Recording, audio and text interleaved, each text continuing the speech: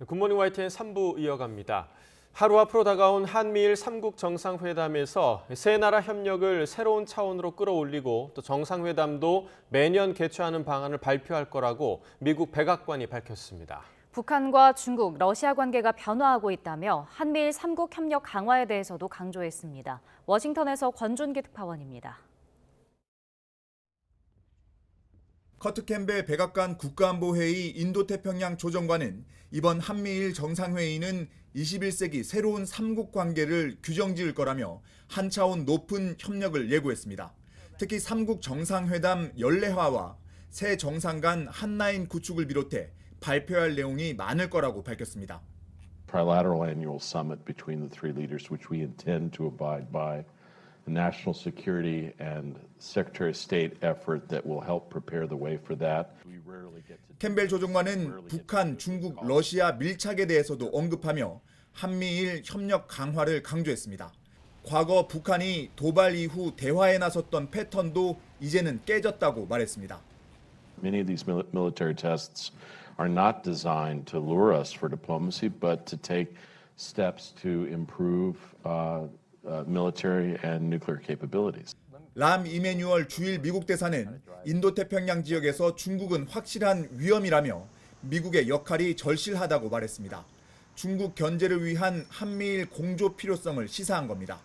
This region is desperate for more of America. China is unanchored, untethered, is a risk to the region. 백악관은 3국 정상이 발표할 안보, 기술, 교육 분야 이니셔티브가 이번 회담의 핵심이 될 거란 점을 분명히 하며 한미일 관계 개선을 되돌릴 수 없도록 확고히 하는 게 목표라고 설명했습니다. The far future and making sure that to the degree that is possible, we cement this level of cooperation and look for active ways to keep it going. 대중국 경제 제재에 동맹국들도 동참해야 한다는 목소리가 미국에서 나오는 가운데 이번 3국 정상회의에서 바이든 대통령이 최근 발표한 대중 투자 규제에 대해서도 설명할 예정이라고 백악관은 밝혔습니다. 워싱턴에서 YTN 권윤기입니다. 부친상을 당한 윤석열 대통령이 오늘 3일장 절차를 모두 마치고 한미일 정상회의가 열리는 미국 워싱턴으로 출국합니다. 윤 대통령은 오늘까지 이틀간 경조 휴가를 냈으며 오전 9시 발인에 이어 경기도의 한 공원 묘역에 마련될 장지에서 장례 절차를 마무리할 예정입니다. 윤 대통령은 오후 늦게 1박 4일 일정으로 성남 서울공항을 통해 미국으로 떠나며 우리 시각으로 내일 자정부터 조 바이든 미국 대통령, 기시다 후미오 일본 총리와 함께 한미일 정상회의를 진행합니다. 한미일 정상회의를 이틀 앞두고 미국 정부가 북한과 러시아 무기 거래와 관련된 3개 업체에 대한 제재를 단행했습니다. 미 재무부는 러시아의 전쟁을 돕는 북한 불법 금융 네트워크 발본색원 작업을 이어갈 것이라고 강조했습니다. 이종수 기자입니다. 미 재무부는 현지 시간 16일 러시아 소재 베루스와 슬로바키아 국적 베루소, 카자흐스탄 기업 디펜스 엔지니어링 등 3개 업체를 제재한다고 밝혔습니다. 이들 3개 업체 소유주 아쇼트 무크르티체프는 지난 3월 북한과 러시아 간 무기 거래를 중지했습니다. 20정이 넘는 무기와 탄약을 북한에서 러시아로 넘기는 대신 러시아로부터 식량을 포함한 자재를 북한에 보내는 계획을 조율했습니다. At the center of this effort is an arms dealer by the name of Ashat Merkachev. With the support of Russian officials, Mr. Merkachev has been attempting to broker a secret arms agreement between Russia and North Korea. 이번 제재를 받은 3개 업체의 미국 내 자산은 모두 동결되며 미국의 개인 및 기관과 거래 역시 모두 통제됩니다. 브라이언 넬슨 미 재무부 차관은 러시아의 전쟁을 돕는 북한 불법 금융 네트워크 발본색원 작업을 이어갈 것이며 푸틴의 우크라이나 침공을 돕는 무기 거래를 색출할 것이라고 강조했습니다. 미국은 지난해 12월 북한이 러시아 용병그룹 바그너 그룹에 로켓과 미사일 등 무기와 탄약을 판매했다고 밝힌 뒤 북한이 이를 부인하자 지난 1월 관련 위성사진을 공개한 바 있습니다. 미 백악관은 이달 초에는 러시아 쇼이구 국방장관의 지난달 방북 목적도 북한과 무기 거래 때문이라고 확인했습니다. Our information indicates that Russia is seeking to increase military cooperation with the DPRK, such as through DPRK sale of artillery munitions again to Russia. 백악관은 이러한 북러 간 무기 거래는 유엔 안보리 결의 위반이라며 추가 제재에 나설 뜻을 분명히 했습니다. YTN 이종수입니다. 세계 스카우트 잼버리는 4만 3천여 명에 이르는 대원 수송을 위해 K-팝 콘서트 때만 1,400여 대가 투입될 정도로 버스 업계의 도움이 컸습니다. 국무총리까지 나서서 이들의 노고를 치하했지만 버스 업계는 정부 조치가 우왕좌왕이어서 역대급 혼란에 혈세까지 낭비됐다고 꼬집었습니다. 우종훈 기자의 보도입니다. 태풍 소식에 새만금 야영장에서 철수해 전국 곳곳으로 흩어질 때도 K-팝 콘서트가 열린 서울 월드컵 경기장으로 모일 때도 잼버리 대원들을 태운 버스 행렬이 꼬리에 꼬리를 물고 이어졌습니다. 정부도 잼버리 대회에 처음부터 끝까지 힘을 보탠 버스 기사들에게 고마움을 표시했습니다. 안전하게 수송을 담당해 주신 버스 기사님들과 선탑 요원들, 여러분들의 헌신은 불가능에 가까운 미션을 가능을 넘어 행사의 성공을 만들어 주셨습니다. 그러나 버스 업계는 각국 대원들이 입국하기 시작한 지난달 말부터 보름을 혼돈 그 자체로 기억합니다. 특히 이른바 노쇼 문제가 심각했다는 지적입니다. 버스 업체 한 곳은 지난달 28일부터 77차례 약속 장소로 나갔다가 이 가운데 25번은 아무도 태우지 못하고 돌아왔습니다. 공항으로 나갔지만 일정 착오로 대원들이 안 온 경우도 있었고 또 호텔에서 대원들을 수송하려 갔지만 이미 다른 버스가 이중 배차된 상황이어서 이처럼 빈 차로 대기했다가 돌아와야 했습니다. 버스 운행이 취소되면 조직위원회는 한 대에 85만 원에 이르는 정상 운행 비용을 모두 세금으로 물어줘야 합니다. 세금도 아낄 수 있었고 이 비용은 누가 물어줄 거냐고. 국가에서 다 해야 되는 거 아닐까요? 저희가 국가 행사를 많이 해보는데 이렇게 엉망으로 한 적은 처음 봤어요. 지난 8일 전북 부안에서 경기도까지 대원들을 수송한 버스 기사도 출발할 때 약속받은 숙소가 도착해보니 대원들로 이미 꽉 차 있어 잘 곳을 따로 구해야 했다며 고충을 토로합니다. 또 일하는 내내 출발 시각 안내도 받지 못해 운전석에서 하루 10시간씩 식사도 못한 채 무작정 기다리는 일이 반복됐습니다. 숙소 혹시 어떻게 안 되냐고 그랬더니 인제서야 또 하는 말이 뭐냐면 잼버리 대원이 아니지 않냐는 거예요. 첫날부터 마지막 날까지 점심 식사를 할 수가 없었어요. 조직위 측은 입국 일정을 제대로 밝히지 않은 대원들이 있어 필요한 것보다 많은 버스가 투입됐고 태풍에 대비해 비상 수송할 때는 주무부처가 명확하지 않아 정부와 지자체 모두 버스를 부르다 보니 일부 이중 배차도 이루어졌다고 설명했습니다. 그러면서 노쇼의 규모나 여기에 들어간 비용은 파악하고 있다고 밝혔습니다. 준비 부족으로 얼룩졌다는 평가를 듣는 잼버리 대회. 우여곡절 끝에 막을 내렸지만 논란은 여전히 끝나지 않고 있습니다. YTN 우종훈입니다. 더불어민주당 이재명 대표가 오늘 당대표 취임 후 4번째로 검찰에 출석합니다. 서울중앙지방검찰청은 오늘 오전 10시 반 백현동 개발 특혜 의혹의 피의자 신분으로 이 대표를 소환해 조사할 계획입니다. 검찰은 이 대표가 성남시장 시절 옛 한국식품연구원 부지에 아파트를 짓는 백현동 개발 사업에서 민간업자에게 각종 특혜를 제공해 막대한 이익을 몰아주고 성남시엔 손해를 끼쳤다고 의심하고 있습니다. 이 대표는 그러나 미리 공개한 진술서를 통해 박근혜 전 대통령 지시와 식품연구원 요구 등에 따라 적법하게 사업을 진행했다며 특혜 의혹을 부인했습니다. 이 대표는 성남FC 후원금 의혹과 위례 대장동 의혹으로 조사받았을 때와 마찬가지로 이번에도 서면 진술서로 검찰 조사 대부분을 가름할 것으로 보입니다. 하지만 검찰은 이 대표 신문을 위해 250쪽 분량 질문지를 준비하는 등 최종 인허가권자로 백현동 사업 내용을 어떻게 보고받고 결재했는지 집중적으로 추궁할 계획입니다. 국회 환경노동위원회는 오늘 오전 전체 회의를 열고 환경부와 고용노동부 등 담당 기관들을 대상으로 결산 심사를 진행합니다.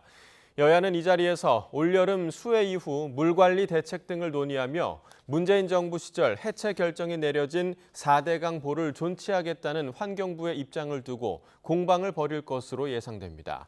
또 지난 8일 샤니 제빵 공장에서 발생한 노동자 사망 사고에 관해 관리 감독에 소홀한 점은 없었는지 질의할 것으로 보입니다. SPC 성남 샤니 공장에서 발생한 노동자 사망 사고와 관련해서 시민단체가 허영인 SPC 회장 등 경영진을 중대재해처벌법으로 처벌해야 한다고 주장했습니다. 국회 환경노동위 소속 의원들도 현장을 방문한 가운데 사고 당시 경보음이 울리지 않은 것도 확인됐습니다. 임혜진 기자가 보도합니다. 중대재해 사건에 대해서 사죄하고 재발 방지를 약속하라! 네.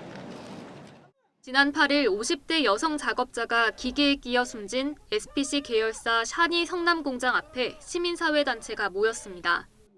지난해 역시 SPC 계열사인 SPL 평택 공장에서 사망 사고가 일어난 지 10달 만에 노동자가 또 목숨을 잃었는데 회사는 사고 책임을 다른 노동자에게 돌리고만 있다고 비판했습니다. 그러면서 허영인 SPC 회장 등 경영진이 처벌받고 책임을 져야 노동자의 죽음을 멈출 수 있다고 강조했습니다. 경찰과 노동부 그리고 각 관계자들은 경영 책임자를 철저하게 조사해서 기소해야 됩니다. SPC가 사고를 은폐하려 한다는 의혹도 제기됐습니다. 고인의 장례를 비공개로 치르면서 조문을 방해하는가 하면 국회의원의 현장 방문도 막았다는 겁니다. 그동안 SPC가 자신들이 안전에 대해서 무언가 굉장히 숨기고 싶은 것이 있지 않을까라는 의심을 하지 않을 수가 없었습니다. 국회 환경노동위원회 소속 여야 의원들도 샤니 성남 공장을 찾았습니다. 1,000억 원을 들여 안전조치를 강화하겠다던 지난해 약속만 지켰어도 막을 수 있었던 사고라며 SPC를 질타했습니다. 말뿐인 사과, 말뿐인 안전조치였음이 밝혀진 것입니다. 사과 재발 방지의 진정성을 어떻게 믿을 수 있습니까? 형식적인 안전조치보다도 현장 근로자들과 소통하며 작업 환경을 점검하는 등의 대책을 마련해 줄 것을 당부드립니다. 현장을 시찰한 의원들은 사고가 난 볼 리프트에 안전 센서가 없어 경보음이 울리지 않았다고 지적했습니다. 이에 대해 SPC는 오는 2025년까지 샤니에 180억 원을 안전 관련 비용으로 쓰기로 했고 이 가운데 40억 원을 이미 집행했다며 남은 금액도 기한을 앞당겨 투자하겠다고 밝혔습니다. 그리고 안전한 산업 현장을 만들도록 최선을 다하겠습니다. 감사합니다. 그리고 죄송합니다. SPC 측은 거듭 깊은 애도를 표하고 유관기관 조사에 성실히 협조하겠다면서도 국회의원의 방문은 막은 적이 없고 필수 안전장치는 모두 설치돼 있었다고 해명했습니다. YTN 임혜진입니다. 지난달 스스로 목숨을 끊은 서울 서희초 교사가 사망 전 수개월간 업무용 메신저를 통해 여러 학부모에게 민원 문자를 받은 것으로 확인됐습니다. 서울교사노동조합은 유족 측이 공개한 고인의 학급 소통 앱 하이톡을 보면 지난 3월부터 넉 달 동안 전체 반 학생 26명 학부모 가운데 10여 명이 고인에게 민원 문자를 보냈다고 밝혔습니다. 아이가 놀림 혹은 폭행을 당했으니 확인해달라는 취지로 피해를 호소했고 고인은 전화드리겠다거나 미처 살피지 못했다, 송구스럽다라는 말을 반복한 것으로 알려졌습니다. 여야가 오늘 국회 교육위원회 법안심사 소위원회를 열어 교사의 정당한 생활지도를 아동학대 처벌 대상에서 면책하는 법 개정안에 대해 논의합니다.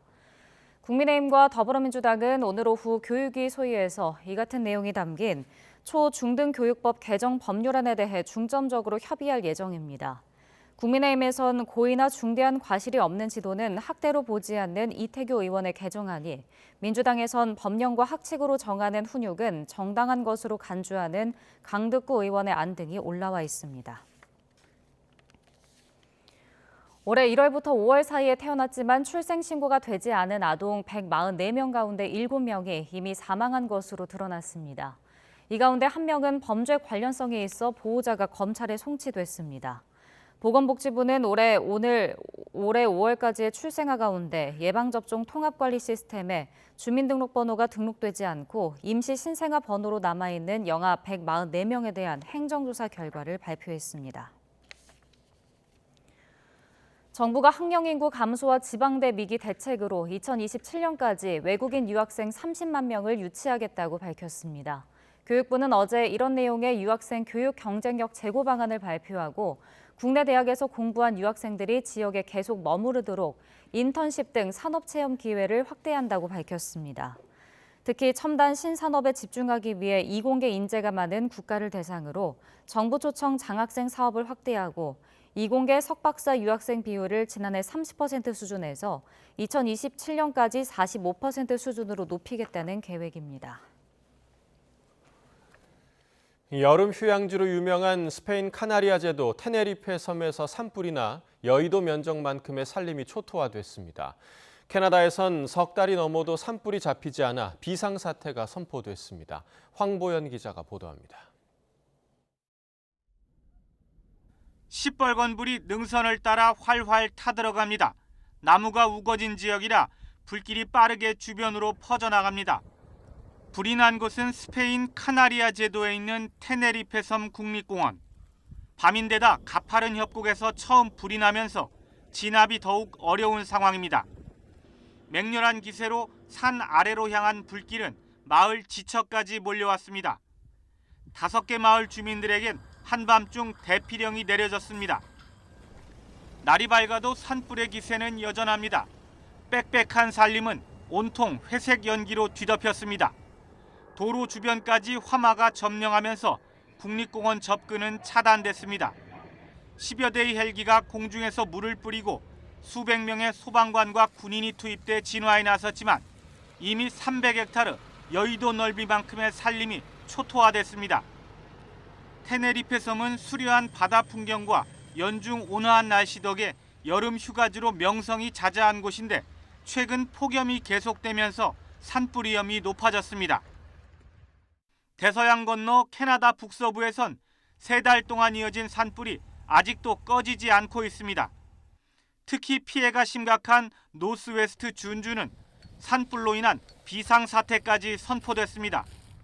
도로마저 화염으로 폐쇄된 상황이라 주민들은 군용기를 이용해 안전지대로 대피했습니다. YTN 황보연입니다.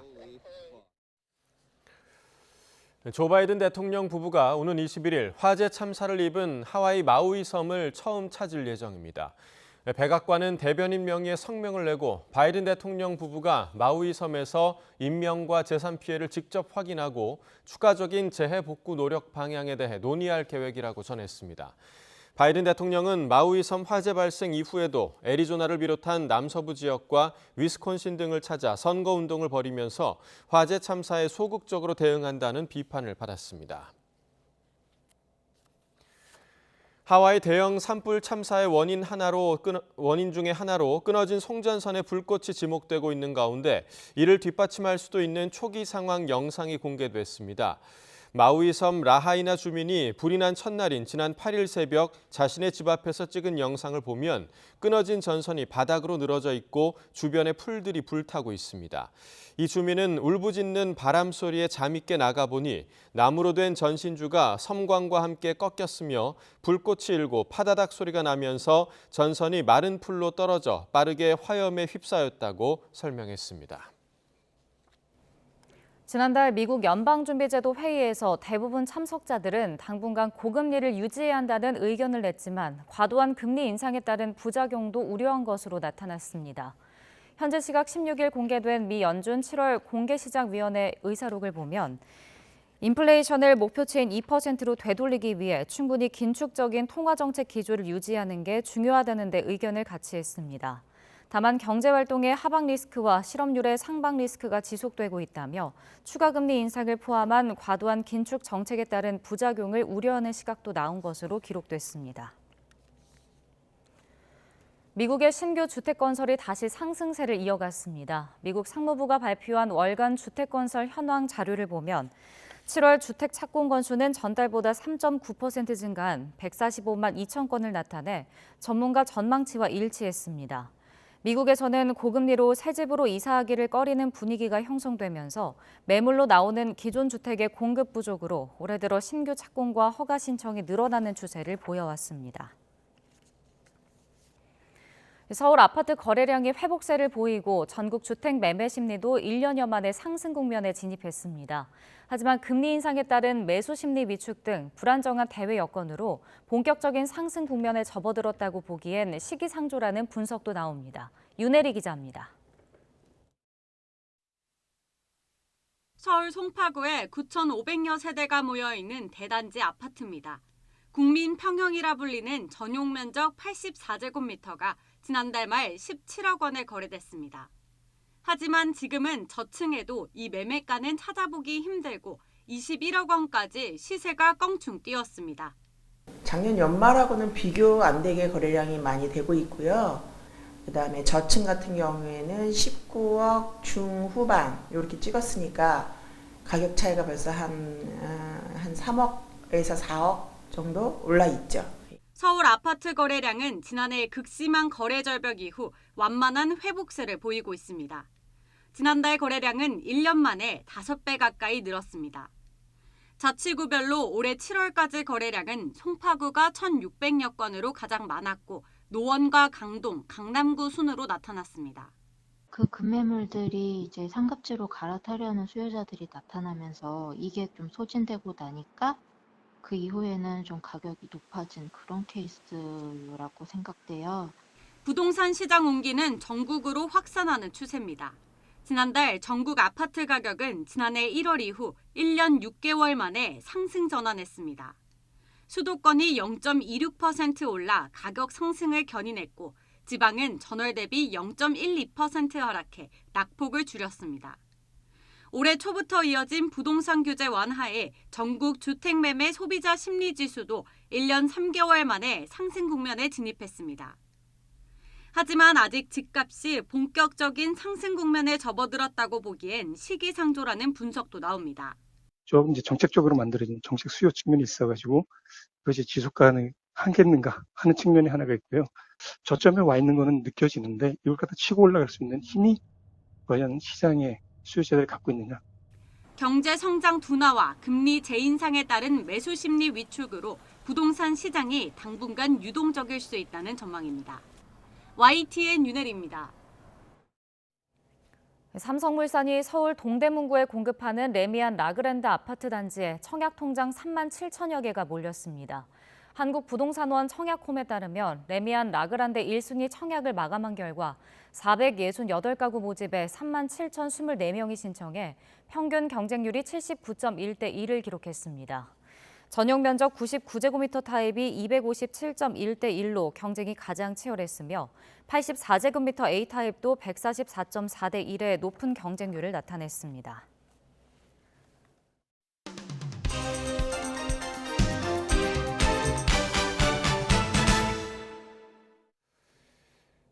(8월 17일) 목요일입니다. 오늘 아침 신문은 어떤 소식 다뤘는지 짚어보겠습니다. 이현웅 아나운서가 정리해왔습니다. 어서 오십시오. 안녕하십니까? 네. 자, 오늘의 첫 번째 기사부터 보겠습니다. 자, 오늘도 잼버리 관련 기사가 오늘의 첫 번째 기사인데 잼버리 관련해서 화장실 문제가 굉장히 많이 지적이 됐었는데 지금 4만 3천여 명이 모였던 잼버리 대회에 지금 화장실이 354개밖에 설치가 안 됐어요. 네, 이유가 그렇습니다. 어디에 있을까요? 애초 조직위는 화장실을 4,800개 설치하겠다고 했다가 이후에 말씀하신 것처럼 300여 개까지 대폭 축소했습니다. 121.5명당 1개 수준이었는데요. 이렇게 턱없이 부족하게 설치하게 된 이유를 묻는 목소리가 높습니다. 서울신문에는 조직위가 국가 건설 기준의 화장실 설치 기준을 안이하게 확대 해석한 것 아니냐는 의혹이 있다고 전하고 있습니다. 네, 자, 이 용도별 화장실 설치 기준이 여기 표로도 나와 있는데 이 놀이공원이나 야외 스포츠 행사 시 남자 기준 120명에 1개 이렇게 나와 있네요. 네, 그렇습니다. 잼버리 화장실 설치 비율과 비슷하죠. 하지만 국가 건설 기준, 말씀해 주신 이 기준은 최소한의 기준을 나타내고 있습니다. 이를 잘못 판단하고 그대로 따른 결과가 아니냐는 의혹이 나오고 있는 겁니다. 그리고 몇 시간만 머물면서 사람들이 오가는 놀이공원이나 야외 스포츠 행사, 또 경기장과 하루 종일 머무는 잼버리의 상황이 크게 다르다는 점을 간과했다는 지적도 함께 나옵니다. 잼버리 상황과 비슷하게 하루 종일 머무는 기숙사의 기준을 보자면 남녀 10명당 1개 수준으로 설치하도록 하고 있는데요. 잼버리 인원에 대입해 보자면 대략 4,300개의 화장실이 마련될 수 있었습니다. 이런 국내 기준이 아니더라도 2019년 미국 잼버리 때 2,700개의 화장실을 설치한 걸 보고도 터무니없이 부족하게 준비한 부분에 대해서는 이해할 수 없다는 반응이 이어지고 있습니다. 네, 말씀해 주신 것처럼 터무니없다라는 표현이 딱 들어맞는 그런 아주 부족한 준비 상태가 아니었나라는 생각이 듭니다. 자, 다음 기사 보겠습니다. 자, 지금 이번 기사 제목을 보니까 담배꽁초와 관련된 기사인 것 같은데 그렇지 않아도 매년 폭우가 내릴 때마다 담배꽁초가 빗물바지를 막는다 이런 문제점이 제기됐었는데 해외에선 제조사의 수거 책임을 문다고요? 그렇습니다. 네. WHO에 따르면 한 해 생산되는 담배 6조 개 중에서 4조 5천억 개가 무단으로 버려지고 있다고 합니다.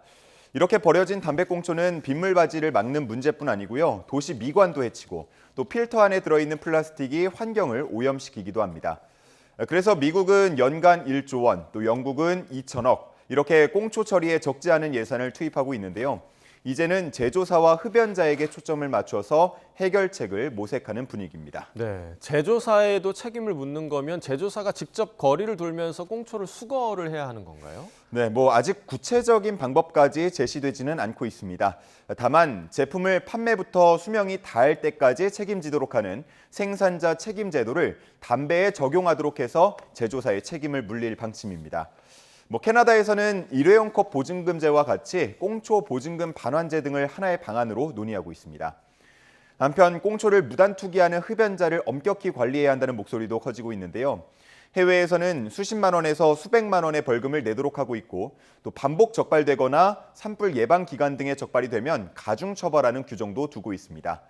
반면 우리나라는 단속이 잘 이루어지지 않고 또 적발이 되더라도 벌금 5만 원이 전부라고 기사에서는 지적하고 있습니다. 네, 늘 생각하는 부분이지만 우리나라에서는 처벌에 너무 관대한 면이 없지 않나 그런 생각이 들고 더 엄격한 처벌 기준이 필요할 것 같습니다. 자, 다음 기사 보겠습니다. 자, 동아일보 기사인데요. 휴가철에 이제 서핑하시는 분 굉장히 많은데 사고가 많이 발생하나 봐요. 맞습니다. 서핑의 인기 체감할 수 있을 정도로 늘고 있습니다. 작년에는 서핑 인구가 100만 명을 넘었다는 통계도 있는데요. 그러면서 관련 사고도 잇따르고 있습니다. 바다에 풍랑주의보가 내려진다라고 하면 서핑을 막아야만 할 것 같지만 파도를 즐기는 스포츠고 또 서프보드가 물에 뜬다는 점을 감안해서 지금은 사전 신고만 하면 서핑을 즐길 수 있도록 규정하고 있습니다. 그래서일까요? 높은 파도가 일면 서퍼들은 파도를 즐길 수 있는 기회가 왔다라고 여기면서 더 먼 바다로 나간다고 하는데요. 그러다가 조난을 당하거나 부상을 당하는 일들이 발생하고 있습니다. 네, 자 이쪽에 나와 있는 오른쪽에 그래프를 보면요, 그 서핑으로 인해서 열상, 타박상, 골절, 염좌 이런 그 부상을 입었다는 통계가 나와 있네요. 네, 맞습니다. 현재 수상 레저 안전법에는 이 서핑을 할 때 리시라고 부르는 안전끈을 반드시 착용하라는 것 외에는 다른 안전 규정은 없는 상황이라고 합니다. 이 리시를 착용하지 않으면 50만 원의 과태료가 부과되도록 되어 있지만 사실상 현장에서 적발되는 경우는 거의 없다고 합니다. 서핑 관계자들은 이런 단속을 강화할 필요가 있다면서도 하나의 파도에 한 명의 서퍼만 타는 수칙을 잘 지켜서 충돌을 막을 필요가 있다고 말하고 있었습니다. 네, 안전을 최우선으로 생각하셔서 서핑을 즐기시면 좋을 것 같습니다. 자, 다음 기사 보겠습니다. 자, 한겨레 기사인데요. 자, 우리 흔히 부자를 표현할 때 백만장자라고 표현하는 요즘은 사실 이 용어도 좀 바뀌어야 되지 않나라는 생각도 드는데 전 세계 백만장자가 줄었다고요. 예, 그렇습니다. 작년 기준 전 세계의 백만장자 5,940만 명으로 한 해 전보다 350만 명, 약 5.9% 정도 줄어든 것으로 나타났습니다. 이렇게 백만장자가 줄어든 건 2008년 금융위기 이후 처음이라고 하는데요. 높은 인플레이션과 급격한 환율 변동 등이 그 이유로 분석되고 있습니다. 지금 화면에 백만장자들의 국적 비중도 나와 있는데요. 미국이 38%로 가장 높았고요. 그 뒤로 중국과 프랑스, 일본, 독일, 영국 등의 순이었습니다. 우리나라의 백만장자는 125만 명, 약 2% 정도로 전 세계 10위로 나타났습니다. 네, 자 그런가 하면 세계 500대 부자들의 재산도 줄었다고요? 네, 맞습니다. 일론 머스크, 저커버그 등 세계 최고 부자들의 자산도 다소 줄어든 것으로 나타났습니다. 그러면서 전 세계 상위 1%의 부자가 차지하는 재산 비율도 44.5%로 조금 낮아졌다고 하는데요. 부의 불평등이 다소 완화된 근거라고 볼 수 있어서 주목됩니다. 하지만 이게 일시적인 현상인지 또 지속적인 추세인지 판단하기는 어렵다고 합니다. 이런 자료를 공개한 스위스은행 UBS는 앞으로 AI 등이 주도하게 될 4차 산업혁명에서 가장 극적인 경제적 구조 변화가 나타날 거라고 전망하고 있었습니다. 네, 자 이어서 바로 마지막 소식 보도록 하겠습니다. 자 마지막 기사 스포츠 소식인데요. 네이마르 선수의 모습이 보이네요. 이강인 선수와 같이 뛸 뻔했지만 최근에 이제 사우디 리그로 이적을 했는데 요즘 중동으로 이적하는 슈퍼스타들이 굉장히 많은 것 같아요. 맞습니다. 네. 이강인 선수가 킬패스를 찔러 넣어주고 네이마르 선수가 골을 넣는 모습을 기대했던 분들은 많이 아쉬워할 소식인데요. 세계 최정상급 선수라고 할 수 있는 네이마르가 사우디 리그로 이적을 결정했습니다. 이번 여름 유럽에서 사우디로 향한 30번째 선수라고 하는데요.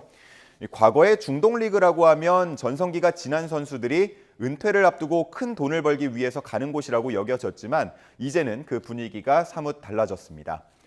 한창 전성기인 선수들은 물론이고요. 라이징 스타들까지 사우디 리그를 선택하고 있고 또 스타 감독들까지도 부름을 받으면서 세계 축구판이 재편될 거라는 얘기가 나오고 있습니다. 네.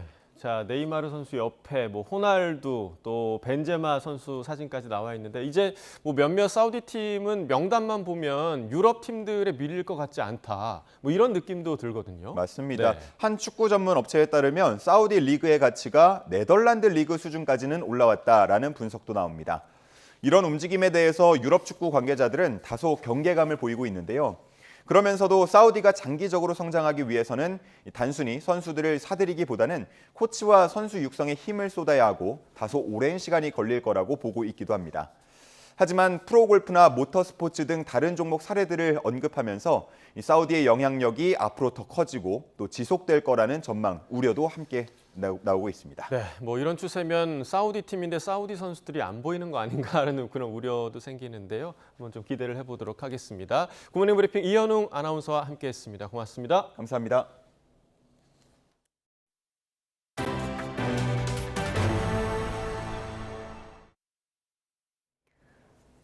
어제 오전 서울의 고등학교 증축 공사 현장에서 고소 작업차에 타고 있던 노동자 2명이 떨어져 목숨을 잃었습니다.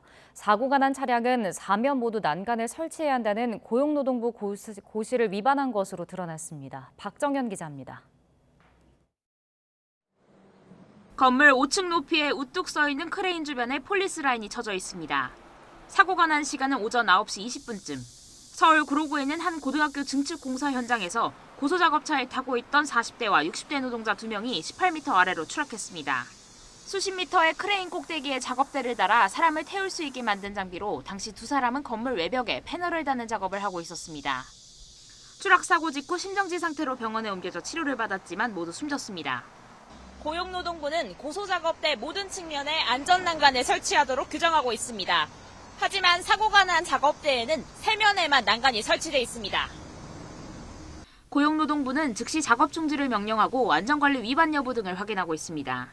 다만 공사 금액이 50억 원 미만이라 중대재해처벌법 적용 대상은 아닌 것으로 확인됐습니다.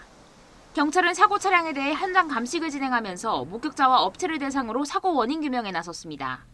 광주 남구의 헬스장 재단장 공사 현장에서도 50kg에 달하는 대리석이 2m 높이에서 떨어지며 철거 작업을 하던 50대 남성 노동자가 깔렸습니다. 남성은 병원으로 이송됐지만 끝내 숨졌고 경찰은 정확한 사고 경위를 조사하고 있습니다. YTN 박정현입니다. 지난 3월 아내를 살해한 뒤 교통사고로 위장하고 5억 원 가까운 사망보험금을 타내려 한 혐의로 육군 부사관이 재판에 넘겨졌습니다.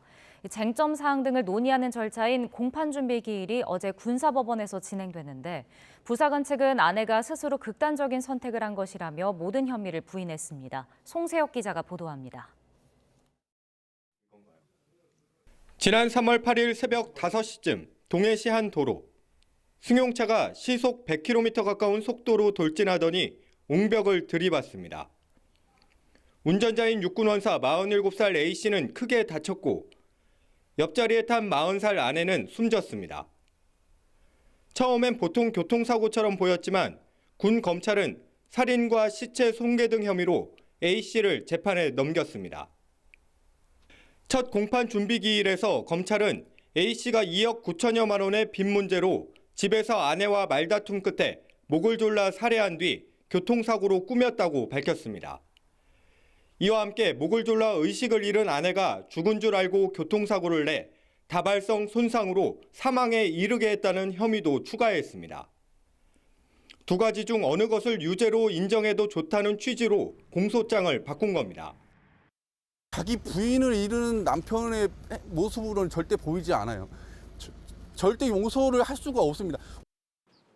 또 A씨는 아내의 교통사고 사망보험금 명목으로 4억 7천여만 원을 타내려다 미수에 그친 혐의도 받고 있습니다.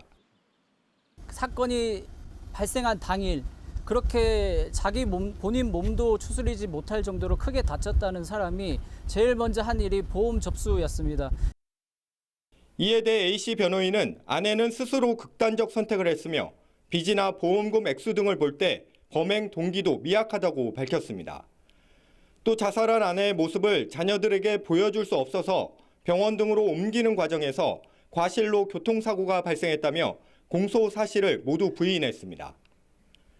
보험금을 노린 교통사고 위장 살인이냐, 극단적 선택이냐, 앞으로 군 검찰과 A씨 변호인 간 치열한 진실 공방이 예상됩니다. YTN 송세혁입니다.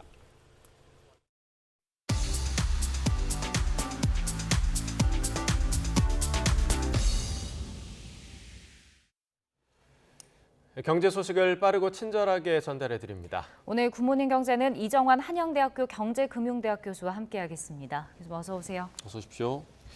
저희가 이제 매일 중국 경제 관련 얘기를 지금 하고 있는데 중국 경제에 대한 걱정, 우려가 지금 굉장히 커지고 있는 상황입니다. 부동산 개발업체 비구이 위안에 이어서 지금 국유 기업인 위안양까지 디폴트 위기에 지금 몰렸다고요? 예, 맞습니다. 이제 뭐 비구이안이라든지 이 그 흔히 말하는 중국의 부동산 개발 업체들이 부도 위기에 몰렸다는 뉴스들이 계속 나오고 있고요. 뭐 비구이안 같은 경우에는 이제 지난 7일에 만기가 돌아온 어떤 자금에 대해서 갚지 못하고 일종의 채무 조정 과정에 들어갔다라는 이야기를 하고 있습니다. 그 말은 결국 어떤 이야기냐, 이제 부동산 개발 업체들이 돈을 못 갖고 있는 상황이 발생하고 있다는 이야기고요. 사실 이제 부동산이 중국 GDP에 차지하는 비중은 한 6%대고 이제 건설까지 하면 14%대, 전체 그러니까 인테리어 이런 거 전체 다 한 25%대까지 이야기를 하고 있거든요.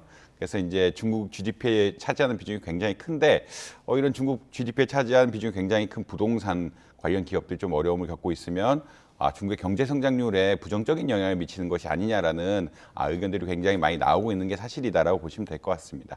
그래서 일각에는 뭐 리만 브러더, 이게 흔히 부채의 문제이기 때문에 리만 브러더스 사태가 발생하는 것이 아니냐라고 이야기하는 분들도 있는데 그것은 조금 뭐 사실 가능성은 좀 적은 것 같고요. 왜냐하면 이제 중국의 금융 시스템이 미국의 금융 시스템하고 좀 다른 측면에서 그렇게 보통 이야기를 하고 있거든요. 왜냐하면 중국의 금융 시스템은 은행 중심이고 은행들의 흔히 말하는 가버넌스라고 이야기하죠. 가버넌스 결국은 공산당이 전반적으로 가버넌스를 다 쥐고 있기 때문에 기업을 살리고 말지는 흔히 말해서 그 정치적 결정이지 경제적 결정이 중요하긴 하지만 정치적 요소가 굉장히 많이 들어가거든요. 그래서 작년에 헝다라는 부동산 개발 업체가 또 망한다는 뉴스가 있으면서 리만 브러더 사태가 또 나는 것이 아니냐는 뉴스가 굉장히 많이 나왔는데 사실 그때도 결국은 중국 정부가 막아주면서 적절하게, 그러니까 채무 불이행이 일부 있었지만 부동산 시장 어떻게 보면 규제 같은 거 완화해주고 자본 공급을 해주면서 또 그렇게 큰 파장은 있지는 않았거든요. 그러니까 이제 사실 미국 같은 경우는 시장 시스템이기 때문에 어떤 굉장히 위기가 온다라 그러면 은행들이라든지 이런 데 돈의 공급을 막을 수밖에 없는데 중국은 흔히 말해서 은행의 가버넌스 체계가 흔히 말하는 정부에 의존을 하고 있기 때문에 조금 상황상 다르다. 그래서 리만 브러더스 같은 사태가 중국에 일어날 것이다라고 예측하기는 조금 어렵다라고 보시면 아마 될 것 같습니다. 근데 지금 뭐 부동산뿐 아니라 중국의 다른 경제 지표도 좋지가 않더라고요. 뭐 지난달 소매 판매 증가율이나 산업 생산도 이제 시장 예상치를 크게 밑돌았다고요? 예, 사실 이게 실제로 중국의 위기설이 나오는 것도 이렇게 실물 지표들이 안 나와서라고 이야기하고 있거든요. 사실 뭐 소매 판매 지수 같은 경우에는 예측치는 한 4.5%까지 나오지 않을까. 그러니까 왜냐하면 리오프닝 효과가 있고 그것이 내수에서 나타나야 되기 때문에 예측치는 한 4.5%까지 나오지 않을까라고 얘기했는데 실제 발표치를 보니까 2.5%고요. 산업 생산 지수도 한 4.4%까지 가지 않을까라고 생각을 했지만 발표치를 보니까 3.7%입니다. 시장 전망을 굉장히 밑돌고 있다라고 이야기하고 있고 또 특히나 지금 많이 나오고 있는 것이 이렇게 내수가 위축되다 보니까 물건 가격이 안 오르게 되고 물건 가격이 안 오르게 되니까 물가가 이제 마이너스 성장을 하는 굉장히 특이한 상황들이 발생을 하고 있거든요. 결국 수요가 있어야 물건을 사고 물건을 사야 물건 가격이 오르게 되는데 그런 채널들이 깨지면서 수요가 위축이 된 상태에서 결국 소매 판매가 수요의 가장 큰 지표고요. 내수가 위축되니까 투자도 위축이 되고 흔히 말하면 물가도 굉장히 내려가고 있는 어떻게 보면 부정적인 사이클로 좀 가는 것이 아니냐에 대한 우려가 굉장히 많고 이에 따라 정부가 사실 적극적으로 굉장히 부동산 관련 규제부터 풀면서 중국 정부가 부양 정책을 피고 있다라는 것은 뭐 분명한 사실이다라고 보시면 될 것 같습니다. 예.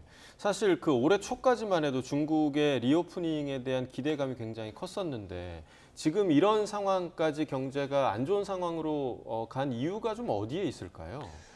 사실 이제 중국 1분기 소비 지표가 굉장히 좋게 나오면서 경제 성장률이 좋았거든요.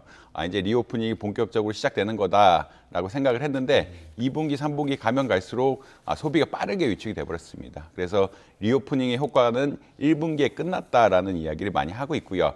그래서 사실 보고서 같은 것들 보면은 3월, 4월에 나온 보고서들은 올해 중국 증시도 좋을 거고, 유가도 오를 거고, 왜냐하면 수요가 늘어나기 때문에 유가도 오를 거고, 전반적으로 이런 뉴스가 많았는데, 점차 지금 시간이 가면 갈수록 부정적인 뉴스가 많아지고 있는 것이 사실이다라고 보면 될 것 같습니다.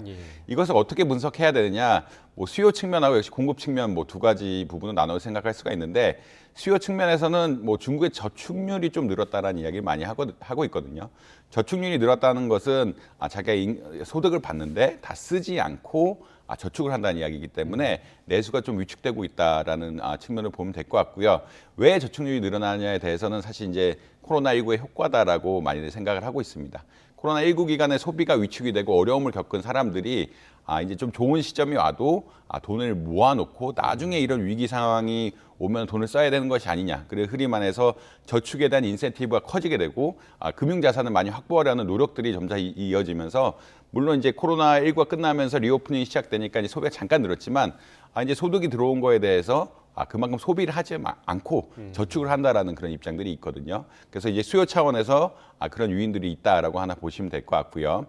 공급 차원의 문제에서는 보통 이제 공급망 분화의 이야기를 합니다. 결국은 미중 갈등의 문제인데 아무래도 중국하고 미국이 공급망 갈등을 겪으면서 중국은 중국만의 공급망, 미국은 미국만의 공급망을 갖춰야 되는 이런 상황이 왔는데 아무래도 이런 것들이 투자자들 입장에서는 리스크가 굉장히 크다라고 보시면 될 것 같습니다. 특히 수요가 위축된 상태에서 새로이 공급망을 구축을 해야 되는데 이 공급망을 어떻게 구축해야 되는지가 사실 중국의 기업들 입장에서도 굉장히 어려운 문제거든요. 이렇게 어려운 문제가 있는데 내수까지 안 좋으니까 투자를 점차 미루고 있는 상황들이고요. 이렇게 미루는 것들이 결국은 어떻게 보면은 고용을 악화시키면 또 내수를 악화시키는 이런 구조로 가고 있어서 결국 수요와 공급 측면에서 모두 다 조금 부정적인 영향들. 결국 수요는 흔히 말하는 소비 성향이 줄고 저축을 많이 하려는 인센티브가 커지면서 소비 성향이 좀 주는 측면이 있고 투자자 입장에서는 이렇게 수요가 준 상태에서 공급만 불안하라는 굉장한 불확실성이 생기면서 투자를 좀 위축시킬 수밖에 없는 이런 상황들이 발생하고 있다. 그다음에 더군다나 이제 부동산 문제까지 터지다 보니까 전반적으로 수요, 흔히 말하는 경제 성장이 일어나기 어려운 상황들이 발생하고 있는 것이 사실이다라고 보면 될 것 같습니다. 근데 이런 상황에서 중국이 또 청년 실업률 지표를 비공개로 돌리면서 의구심이 더 커지고 있는데 이러면은 외국인 투자자들은 좀 더 이렇게 부정적으로 생각하게 되지 않을까요? 사실 이제 중국이 최근에 이제 발표한 정책들이 있습니다. 외국인 투자자들을 중국인 투자자들하고 동일하게 대하겠다. 왜냐하면 이제 흔히 말하는 코로나19 이것도 또 코로나19와 연관이 되어 있는데 코로나19 때 봉쇄를 너무 심하게 하다 보니까 어떤 흔히 말하는 리스크가 굉장히 커졌다. 기업을 중국에 두는 것에 대한 리스크가 굉장히 커지게 됐고 특히나 이제 미중 공급망 갈등까지 생기면서 흔히 말하는 해외 투자가 좀 어려워진 게 사실이거든요. 해외 투자가 어려워진 게 사실인데 이런 것을 좀 유도를 하려 그러면 외국 기업이라든지 중국 기업의 차별을 없애고 정보를 투명하게 공개하고 회계 같은 것들을 굉장히 흔히 말해서 정보를 정확하게 전달하는 것도 중요한데 이런 실업률이라든지 이런 것들에 대해서 조금 부정확하게 전달하는 것들이 아니냐라는 그런 의견들이 있는 게 분명히 사실입니다. 근데 아무래도 이제 이것은 청년 실업률 같은 것들이 부정확하다, 뭐 실제보다 뭐 과소평가됐다라고 이야기가 나오는 것은 결국 정치적인 이슈 때문이거든요. 아무리 이것이 너무 높게 나오면은 사실 시진핑 정부 자체의 어떤 흔히 말하는 가버넌스 이슈라든지 정부가 정부를 운영하는 그런 힘 자체가 떨어질 수가 있기 때문에 지금 시진핑 정부는 기본적으로 공동무유라고 해서 뭐 차별 없애겠다, 뭐 그다음에 청년하고 뭐 위에 세대들 다 같이 잘 사는 거를 만들겠다라고 이야기하는데 청년층 실업률이 뭐 일각에서 뭐 40%가 넘었다, 지표로는 뭐 20%, 26% 이 정도 나오고 있지만 40%가 넘었다라고 나왔다는 이야기도 나오고 있는데 어쩔 수 없이 그런 뭐 너무 이런 흔히 말하는 지표들이 안 좋게 나오면 정치적인 리스크가 커지기 때문에 어쩔 수 없이 그런 초이스를 하고 있는 것들이 아니냐, 뭐 이렇게 개인적으로는 평가하고 있습니다. 네, 뭐 이제 우리나라도 중국에 대한 의존도를 이제 낮춰야 된다 이런 얘기들이 계속 나오고 있는데 그래서 이제 뭐 대안으로 인도가 좀 주목을 받고 있더라고요. 인도가 대안이 될 수 있을 거라고 생각하십니까? 그래서 아까 코로나19 기간에 이제 중국에 대한 리스크를 기업들이 인식을 하고 특히나 미중 공급망 갈등에 따라서 해외 투자자들이 중국에 대한 투자를 좀 줄이고 있다라는 이야기를 드렸는데 그래서 요새 나온 정책이 차이나 플러스 원, 그러니까 차이나하고 중국하고 다른 나라에 대해서 그 공장을 만들자라는 그런 정책들을 많이 피고 있습니다.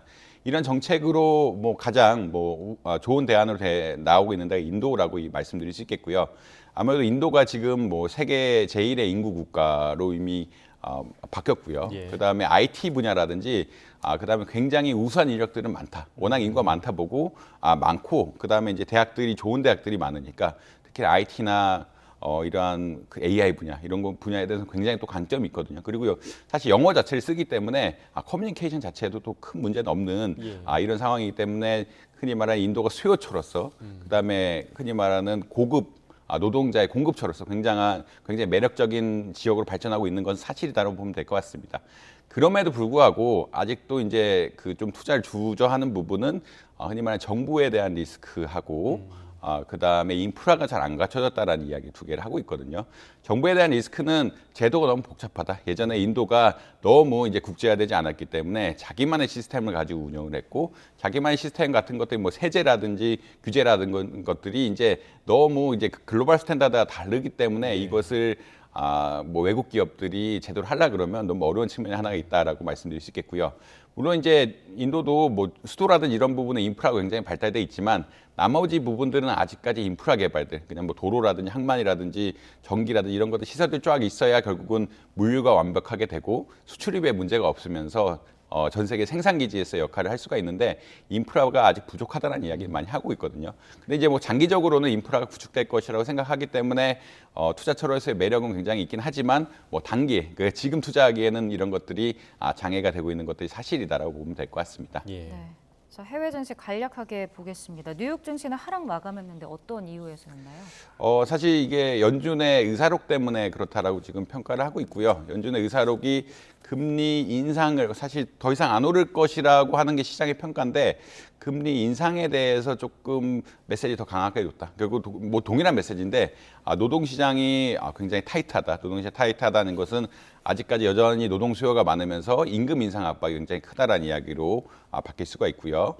그다음에 이제 물가 상승 압력이 쉽게 가라앉고 있지는 않다. 그리고 흔히 말하는 미국 정부의 장기 타겟에 비해서, 장기 목표에 비해서 물가 상승률, 특히나 근원 물가 상승률 같은 것들이 높게 나오고 있다는 점을 지적을 하면서 사실 이제 연준의 의사록이 결국은 물가 상승을 얘기하고 있고 물가 상승에 대한 어떤 문제점들을 이야기하고 있고 이것에 따른 금리 인상에 대해서 그러니까 시장에서는 이제 인플레이션 지표가 상당히 떨어졌기 때문에 금리는 안 올릴 거라고 생각하고 있지만 이런 의사록에서 이제 금리 인상 가능성이 나오니까 기술주를 중심으로 한 나스닥이 굉장히 많이 떨어지고 다우존스라든지 S&P 500 지수 역시 좀 떨어진 상황들이 발생하지 않았나 이렇게 평가하고 있습니다. 네, 국내 정책 관련 이슈도 간단하게 좀 짚어보겠습니다. 정부가 그 유류세 인하 조치 2달 연장을 하기로 했는데 뭐 최근 국제유가 상승세를 고려한 조치로 봐야겠죠.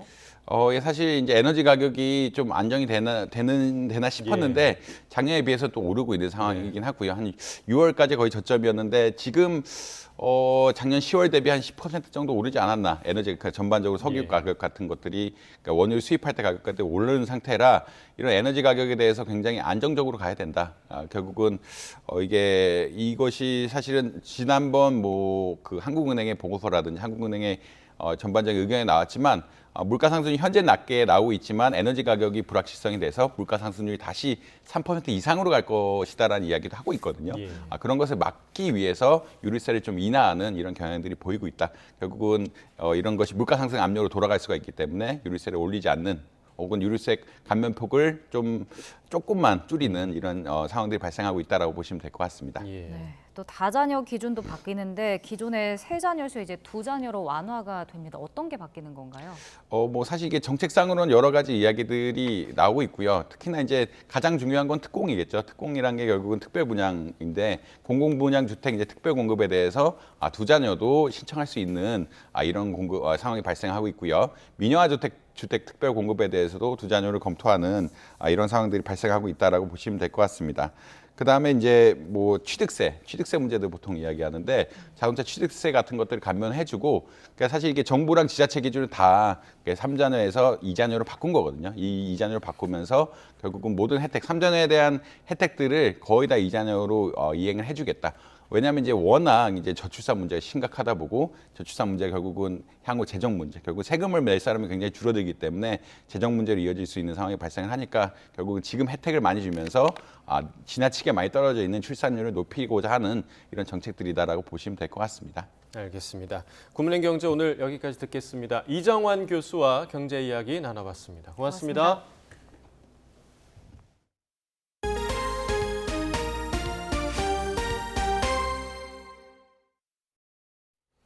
유엔 안전보장이사회가 현지 시각으로 오늘 미국 뉴욕 유엔 본부에서 공개 회의를 열어 북한 인권 문제에 대한 논의 여부를 결정합니다.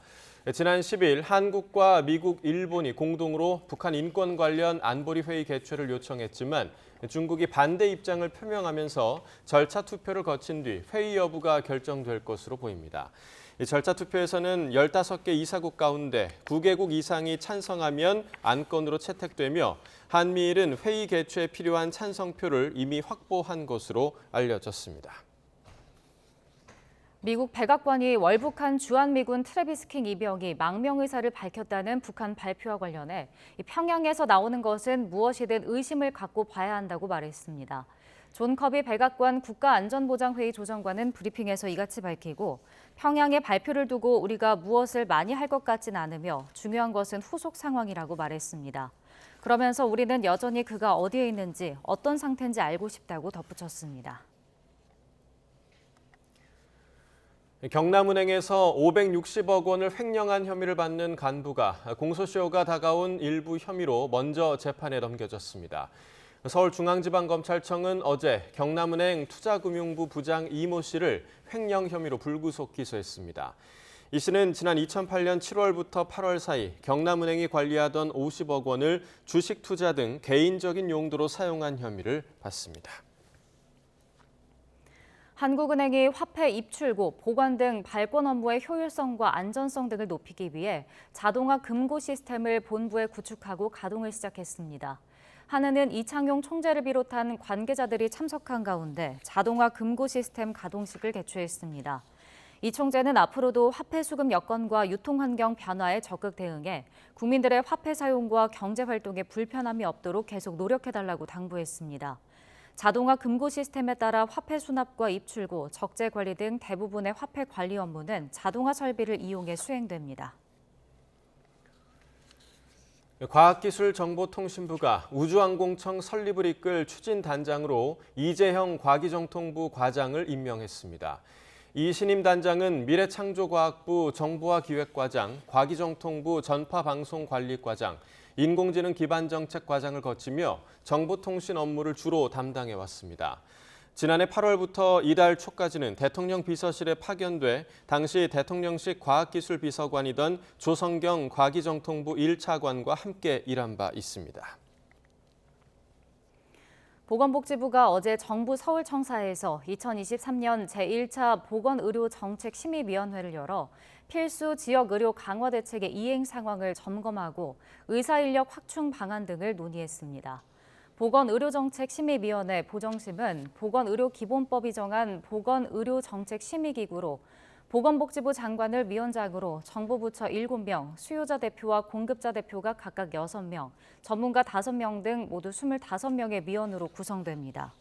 정부는 보정심과 산하전문위원회를 통해 사회적인 논의를 시작하면서 의사 인력 확충 방안과 필수 지역의료 강화를 위한 종합적인 정책 패키지를 마련하기로 했습니다. 어제 오후 2시 40분쯤 경기 평택 동삭동에서 도로변에 세워진 캠핑카에 불이 났습니다. 당시 차에 탄 사람이 없어서 인명피해는 없었지만 캠핑카가 모두 불에 탔습니다. 경찰과 소방당국은 정확한 화재 원인을 조사하고 있습니다. 연일 무더위가 이어지고 있습니다. 오늘도 강한 일사에 습도까지 높아서 후덥지근하게 했는데요. 오늘 서울의 한낮 기온은 32도로 어제보다 더 덥겠고요. 그 밖의 지역도 체감온도가 33도 안팎까지 크게 오르겠습니다. 온열 질환에 걸리지 않도록 건강관리 잘해주시기 바랍니다. 자세한 특보 상황부터 살펴보도록 하겠습니다.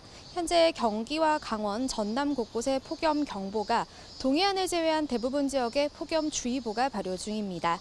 현재 서울 기온은 24.7도, 부산 25.3도로 어제 같은 시각과 비슷하게 출발하고 있는데요.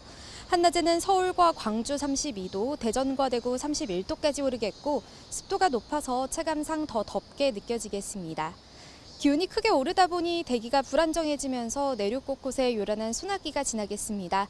소나기의 양은 5에서 많게는 60mm가 되겠고요. 특히 호남 동부와 영남 내륙에는 시간당 30mm 안팎의 호우 가능성이 있겠습니다.